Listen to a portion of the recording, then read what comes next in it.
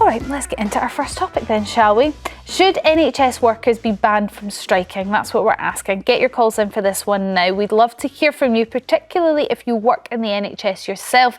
A think tank has warned that industrial action will cost more than £1 billion by 2029 if current trends continue. Now, last week's walkouts cost the NHS £300 million alone. The Tories have repeatedly called to ban strikes. Kemi Badenoch says that her party would introduce legislation for minimum service levels and block doctors from taking widespread industrial action. This is already the case for police officers, soldiers and prison officers. What do you make of this, Kevin? No, of course they shouldn't be. Certainly not. Let's not treat them like slaves.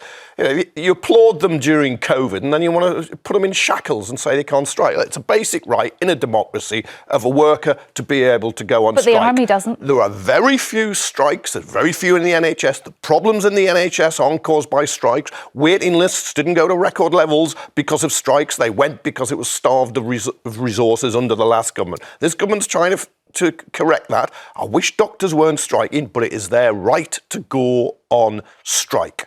That's it. It's authoritarian regimes, managements that have lost the ability to manage. They're the ones who always say, look, let's ban a strike. Look, tackle the cause of the strike. Don't try and ban people from striking. You say there haven't been many strikes. Aren't we on the 13th strike? By doctors, but they're a small part of the NHS. Nurses went on strike under the last government for the first time, Royal College of Nursing, first time in 100 years. That was a union that never used to strike.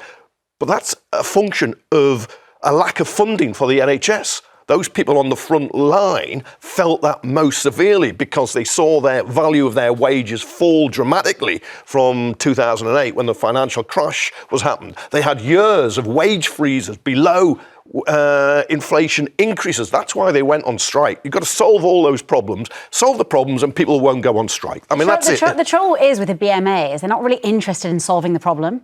I think they're a militant organisation, and regardless of what offers are put on the table, they'll still demand more.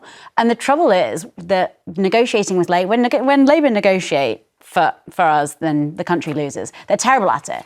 They put something on the table, like they agreed to give the doctors the pay rises, the biggest pay rise they've had in the whole public sector.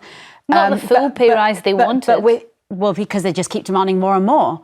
But they do it with no conditions. If they were going to give them the 29% pay or the 23% pay rise they got last year, the largest in the public sector, why couldn't they give that with conditions and say, yes, we'll give you the pay rise, but no widespread industrial action for 3 years? Yeah, what happens if somebody then goes on strike to take away the pay rise you gave before? Then you'll make it worse. Remember, these strikes with resident doctors, as junior doctors are called, are in England. They're not in Wales. They're not in Scotland. They're not in Northern Ireland. Why? I mean, you've got to ask why. And has the health service been run better in terms of doctors in those countries? Because they're not striking there. But I wish junior doctors, resident doctors, weren't going on strike. And if you're the health secretary, you solved a problem you inherited from the Conservatives with that increase. He's now trying, West Street, he's trying to do it another way, saying, I'll pay your Royal College fees. You won't have to be charged for exams in future. But the BMA didn't even take that to its members. And the truth is, relatively small numbers of doctors have gone on strike this time. You can see support for the BMA, which I don't agree they're a militant organisation. They're a professional body representing medical staff, but I think their leaders have called this wrong. They've lost public support, but I don't believe the public would support banning strikes. They don't want them to go on strike, but that's very different to banning them, outlawing them. What are you going to do, sack them? If they do, then go on strike? Yeah. I think they should be quite entitled to not turn up to work, and just like every other person that doesn't turn up to work, then they should be, they should be able to be sacked for that. In law, if you just don't turn up to work, you can be sacked. Right, but if you're in a trade union, you've balloted and you've complied with the law, you could legally go on strike without being sacked. Now, if you're going to say you're going to sack doctors, you're going to sack all these doctors, waiting lists will soar. No, they will the thing is, they won't sack them. You will make the problem worse. Because they won't sack the doctors. The doctors just won't strike. They'll just do that. They'll just go to work. Okay, that's the thing. Let's go to the calls and find out what you think about these strikes. Jamie from Somerset, what's your view?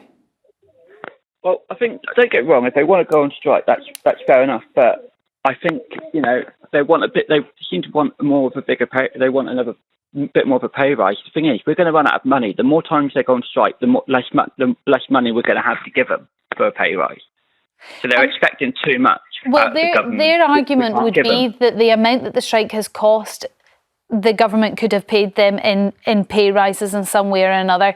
They are also saying that it's not a pay rise, Jamie. It's pay restoration. It's just what they should be paid now with inflation.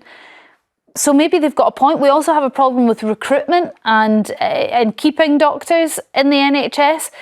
So something's going wrong somewhere. We need to make changes. Maybe this is it. Yeah, maybe. But, yeah, I don't know. It's a hard one. I mean, I can kind of understand why they're doing it and stuff. But I know you're saying it's to do with pay restoration, but it's still pay nonetheless. So, I don't know. Still more money for the then government. You've got to think about people's operations and stuff. That's going to get delayed if doctors and stuff and GP appointments and stuff, everything's going to get delayed and backlogged. Jamie, massive amount of stress on people. Yeah, Jamie. Of course, they don't get paid when they go on strike. But would you ban them from going on strike? And then, if you banned them and they went on strike, would you sack them, as Claudia advocates? You see, I think that's going a bit a step too far, Kevin. I mean, I like it when you're on the panel, but I think that is going a step too far. I mean, they just need to choose the time. Choose the time when they want to go on strike wisely. Jamie, we not when there's a lot of stuff going on. We don't allow the police to strike. We don't allow soldiers to strike, and we don't allow air traffic controllers to strike. Why is that?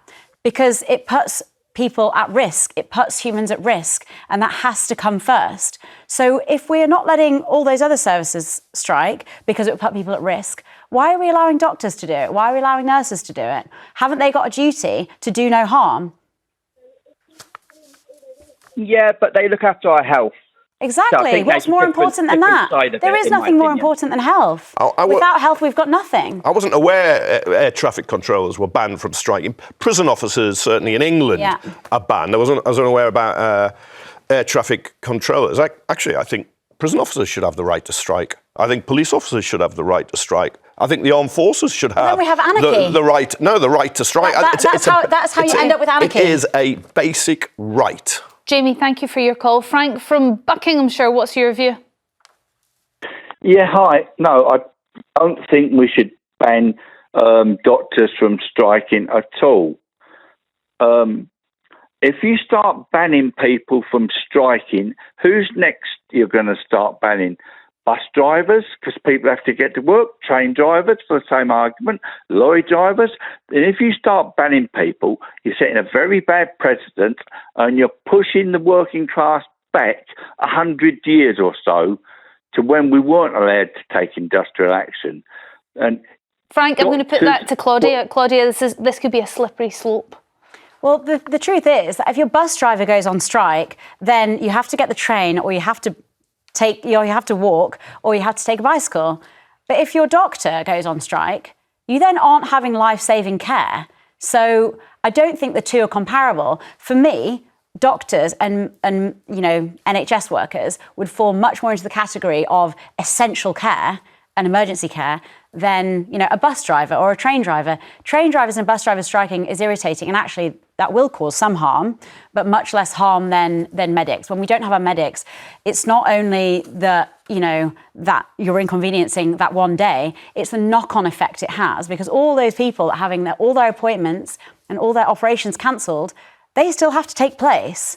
So the cost is just astronomical. The extra costs for the NHS are paid for other doctors to continue the care. That's what it is. You're getting the consultants who are higher paid doing the job of resident doctors. It's not just the financial cost I'm talking about. It's the human cost.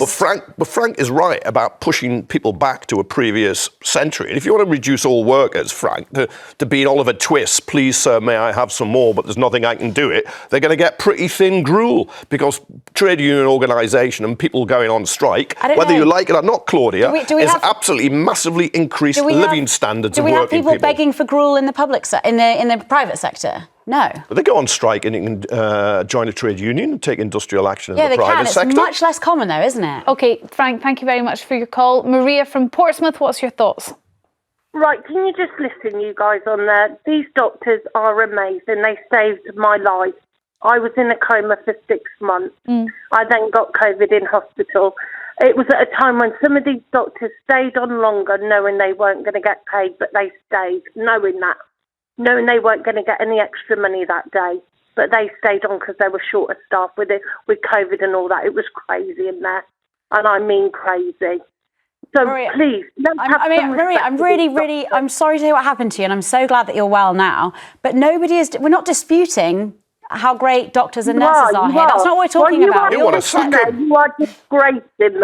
Yeah. These people give years of studying for us to save us and look after us. They saved my life. We owe them so better than what they are getting from us. I'm delighted to hear that. But they also signed an oath. Do no harm, and what they're doing by striking do no harm, but we should also say they do an amazing job. We deserve to give them a little more better for their time and service towards the people. Maria, how much more would you give them then? Well, what I would sit down with them is, very honestly, with the governmental people, get them all together round the table and say, look, what are you asking for? This is what we've got. Let's try and work together what we can give you. Wes Streeting would say he's done that. Maria, he's done that. He's done that, and he's offered them. They've had the largest. He went in quite arrogantly, actually. He went in very arrogantly, told him, this is what you can have, that's it. He didn't go in with a negotiation. He didn't go in with anything. He did, Maria. No, he didn't. Yes, he did. He gave them the largest pay rise in the entire public sector. Okay, I don't think we're going to come to an agreement here, but I can hear your passion, Maria, and I really appreciate that. Thank you. There is an appreciation, but Maria's come up with an appreciation. Yeah. You'll have clapped them in COVID, and you want to clap them in irons now. And you don't want them to strike, and if they do strike, then you want them transported, you want them sacked. Can we step away? That's a big jump. This conversation is not to disrespect doctors and nurses. Doctors and nurses saved my brother's life 12 years ago. He was in a coma. He was in a terrible accident. They saved his life. I have the utmost respect for the doctors and the nurses, but I think the patients have to come first. Safety has to come first.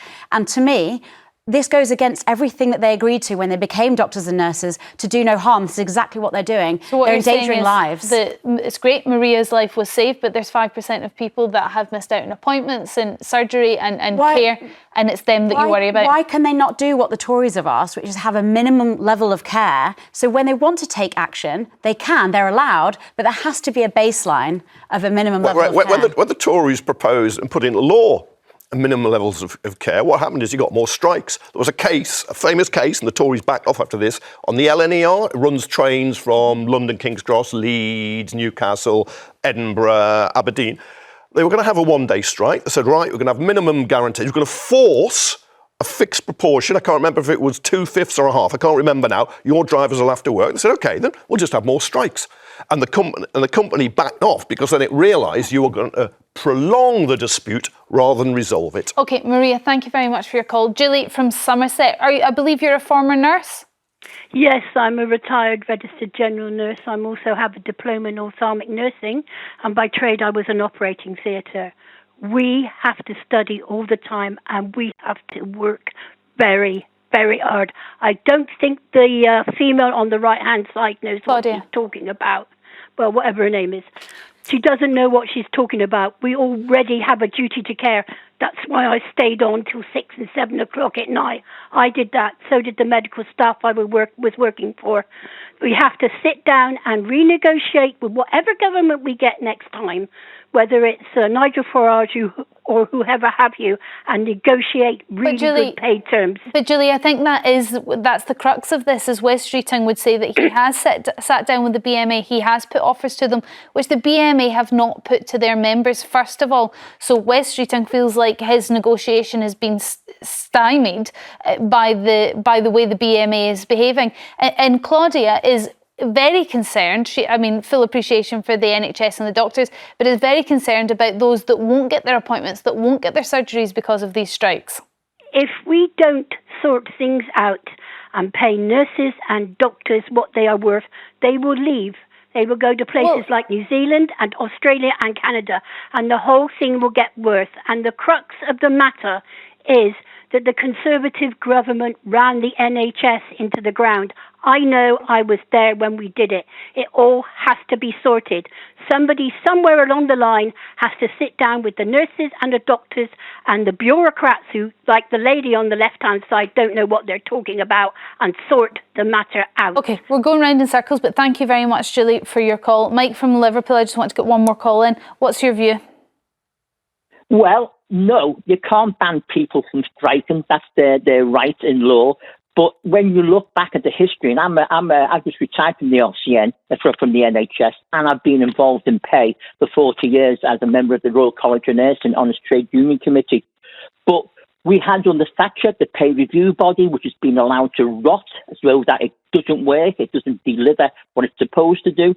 We've had we've had equal pay claims back in the 80s, which forced us to have Agenda for Change, which is an equality-based pay system, which the employers have ignored and destroyed, and what the trade unions haven't enforced. And again, when we talk about striking, when the RCN and the nurses went on strike, there were minimum levels to make sure the patients were looked after. And then recently now, with the reorganisation of the NHS, all our staff have now had overtime banned out of their contracts, and they get paid on a bank rate, which is far below their normal rate. We've had the biggest fire and rehire in the history of industrial relations in this country, and no one's talking about it. So I think your panel needs to take into effect that if you don't know your history, you can't really argue this. Thanks. OK, Mike. Well, thank you very much. You certainly brought it up. Didn't stay around to discuss it, but thank you all the same. James from Essex, I believe you are a doctor or a former doctor? Yes, I am. I'm currently a doctor. Hi. Fab. So what do you think about the resident doctor strikes? Do you think it's important that they do? Obviously, I do. I think that, doctors do a obviously very important job. I've a lot of thoughts on this, and I know I don't have loads of time. So the first thing I like to say is this thought that keeps kind of getting passed around that when the doctors go on strike, there's just like nobody working in the hospital. That's obviously not true. Consultants take over the positions. They pick up shifts, and they take over the routine care, and elective operations and things get halted. But obviously all emergencies that need to go ahead are still treated appropriately. And there's no reduction in patient safety during the strikes. The point of the strikes is to put financial pressure on the NHS. Hold on, James, they're operating at 95% of their service, so there's 5% missing, which some would argue would put patients' lives at risk. And we're just wondering how you feel about the BMA's conduct during this situation. They didn't take what was offered to you by Wes Streeting to the members. So, okay, two thoughts on that. The first thought is that the pay rise that was initially offered was given, we got part of the pay rise with the agreement being that the remainder of it would come later. That's what's being asked for now, and that's not what's being met. We were given a half promise with the promise that later on we'll meet the full thing. Didn't get that. I will, however, say personally, obviously more money is always great. Who wouldn't turn down more money? My main issue right now is the jobs. I don't care as much about the money. And I think the jobs issue kind of slips through the cracks a lot. Okay. Junior doctors, once you finish your first 2 years, you have to apply to specialty training of some sort to continue your progression. Right now, there is a massive mismatch in how many opportunities there are to train versus how many doctors that are trying to train. For example, for every position to become a GP, there are over 5 people now applying to that position. 80% of those people won't be able to become a GP, and it's because the government isn't meeting the standards. They aren't providing the positions that are needed for these people to fill the jobs that we obviously need. James, thank you very much for bringing up the jobs element to it as well, because you're right, we didn't speak about that quite as much. One more very quick question for you. The support for these strikes seems to have seriously dwindled this time around. Lots of people crossing the picket line, lots of doctors crossing the picket line. Why do you think that is? I think it's in part because of the mixed kind of goals of the strike this time. Previously, the goal was just for pay restoration. And granted, we did get part of that, but now it's to get the remainder of the pay restoration that was promised and fixing the jobs issue.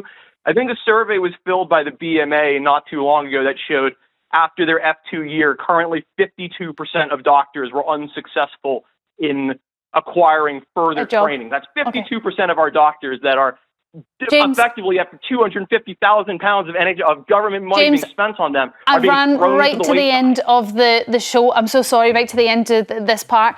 Thank you very much for calling. Thanks for making it clear from your perspective. We are going to have to move on after the break. We are asking if schools should stop giving truancy fines and make parents take awareness courses.